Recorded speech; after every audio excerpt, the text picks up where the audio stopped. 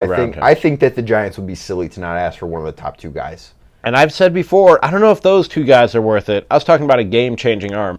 I'd be willing to give up one of those top two prospects, Lewis or Kirilloff, if it was for if Syndergaard is healthy, or if you can get a dominant closer. I don't know if there's a closer out there dominant enough to give out one of those two guys. But the example I always use is my Chicago Cubs. Now, it worked for them. It doesn't always work, and that's the gamble. That's the risk that you run. I mean, the Indians did the same thing that year. Right. They traded their top prospect and got Andrew Miller, and he was that's part right. of the reason that they got to... And the Cubs got Aroldis Chapman for their top prospect.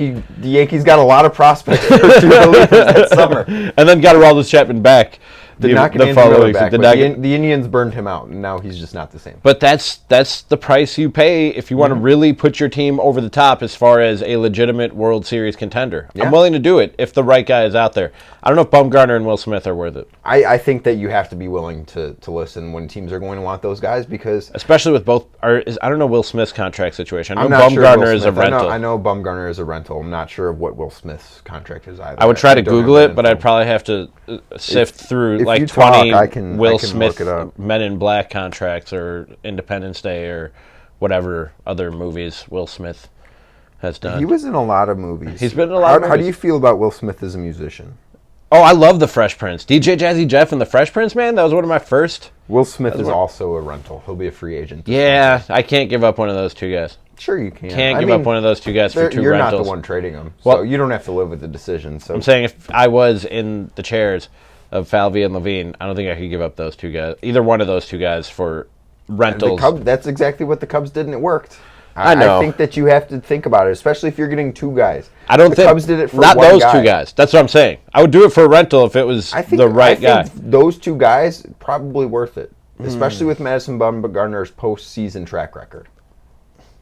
You're really hoping for a lot because he's not, and I know he has the postseason track record. He's not the same guy he was I know in he just had a good start, but he's not that guy anymore. Now there is a little bit of a track record recently of veteran pitchers who had fallen off a little bit, went to better teams, and all of a sudden found something. Look at Justin Verlander in Houston. Cole Hamels with the Cubs. A different story and with a different trade deadline, but Justin Verlander's kind of reinvented himself since he got to the Astros. What both those guys have in common, Verlander and Coles, is they or Cole Hamels, I should say, they went from an organization that wasn't very good, but also wasn't as ahead of the game as the team that they went to as far as the analytics, the biomechanics. So those teams traded for him, looking at him and going, we think we see something here that we can unlock. Now, if the Twins see that in Bumgarner, then you really have something there. If you get a Justin Verlander or Cole Hamels type of performance out of him, and you add an arm like Will Smith to the bullpen, then it was worth it. Yeah. Then it was worth it. But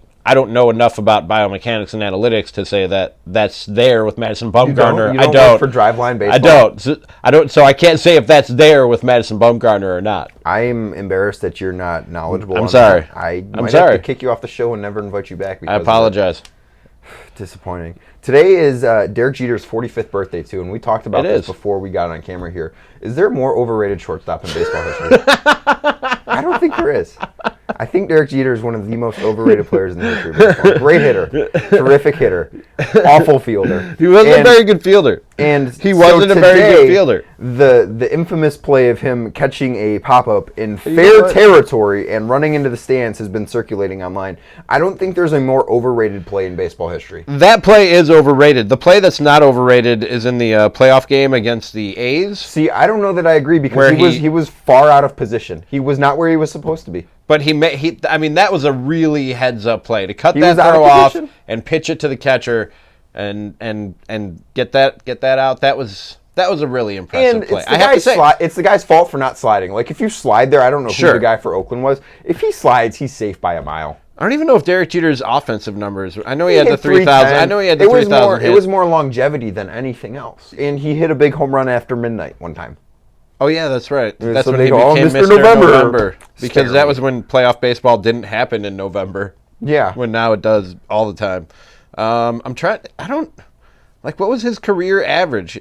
310. I believe 310. He was a good hitter. On base, 377. Okay. He was a good hitter, but he is in the history of baseball, every shortstop was only 791. For every shortstop that was not forced to move to third base or second base, Derek Jeter is the worst one. And by the way, when they traded for Alex Rodriguez, A-Rod should have played shortstop. He was a far better shortstop. Way better. Way better Not even shortstop. close. Absolutely. Way better baseball player. If Derek Jeter was the teammate and the leader and the captain that they say he was, yeah, you're right. He would have moved to third. He's a fraud. He would have moved to third. Derek Jeter's a fraud. If Derek Jeter was a team player, he would have moved over for Alex Rodriguez. He's a fraud. Fraud. I will say this. Uh-huh. Impressive dating track record. Man. Unbelievable dating record. Really. That's where, Derek, you have my respect with your dating record, but your baseball